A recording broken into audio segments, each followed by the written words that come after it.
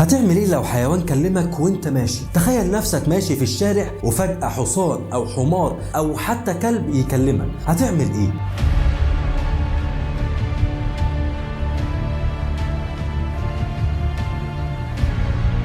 ممكن تفكر انه بيتهيأ لك او انك مش مركز فحسيت ان الحيوان ده بينطق ويتكلم زيك عادي. تخيل بقى لو رحت حكيت لحد من اهلك او صحابك هيقولوا عليك مجنون ما فيهاش كلام. بس لو حصل معاك كده فعلا ولقيت حيوان او جماد بيتكلم فخد بالك ده انذار باقتراب الساعة. خليني اثبت لك بالدليل.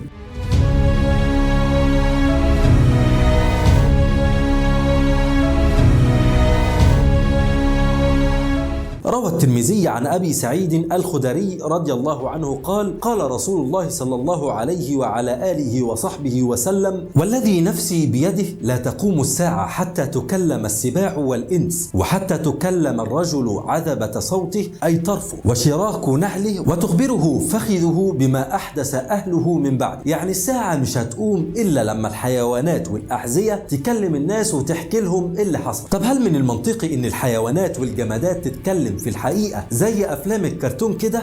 طبعا، وده لأن النبي صلى الله عليه وسلم هو اللي قال لنا كده. ده غير إن في أحداث كتير حصلت زمان اتكلمت فيها الحيوانات مع البشر. خليني أحكي لك شوية من الأحداث دي. روى ابن حبان عن أبي سعيد الخدري رضي الله عنه قال: بينما راع يرعى بالحرة إذ عرض ذئب لشاة من شائه، فجاء الراعي يسعى فانتزعها منه. ولما الراعي راح خد الشاة من الذئب كلمه بكلام البشر وقال له: ألا تتقي الله؟ انت عايز تمنع عني رزق ربنا رزقهولي؟ طبعا الراعي ما كانش مصدق نفسه وقال بصوت عالي: الذئب يكلمني بكلام الناس. رد الذئب عليه وقال له: أقول لك الأعجب من كده، هذا رسول الله صلى الله عليه وسلم بيكلم الناس ويحكي لهم أنباء حصلت قبل كده. راح الراعي مشي وساب قطيعه على جنب ودخل على رسول الله صلى الله عليه وسلم وأصحابه وقال للنبي اللي حصل مع الذئب. فقام سيدنا النبي وقال للراعي: قم فأخبر، يعني احكي اللي حصل. بعدها قال النبي: صدق الراعي، وقال الحديث اللي أنا لسه قايله. وده إن دل فيدل على صدق النبوة وصدق قول وفعل النبي صلى الله عليه وسلم. ده موقف واحد عن الحيوانات وهي بتكلم البشر، وحتى الجماد اتكلم زمان مع سيدنا النبي صلى الله عليه وسلم. روى الإمام مسلم عن جابر بن سمرة رضي الله عنه قال: قال رسول الله صلى الله عليه وعلى آله وصحبه وسلم: إني لأعرف حجرا بمكة كان يسلم علي قبل أن أبعث، إني لأعرفه الآن.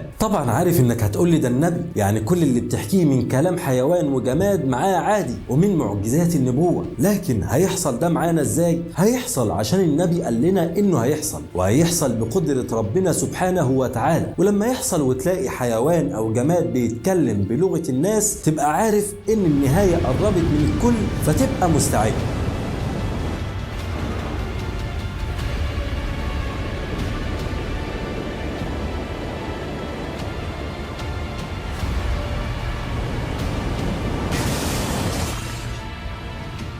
قول لي صحيح، انت مستعد ولا لسه؟ ما تنساش تعمل شير للفيديو عشان تعرف اصحابك باللي هيحصل في المستقبل ان شاء الله. وما تنساش تعمل لايك وتكتب في التعليقات هتعمل ايه لو حيوان كلمك في الشارع.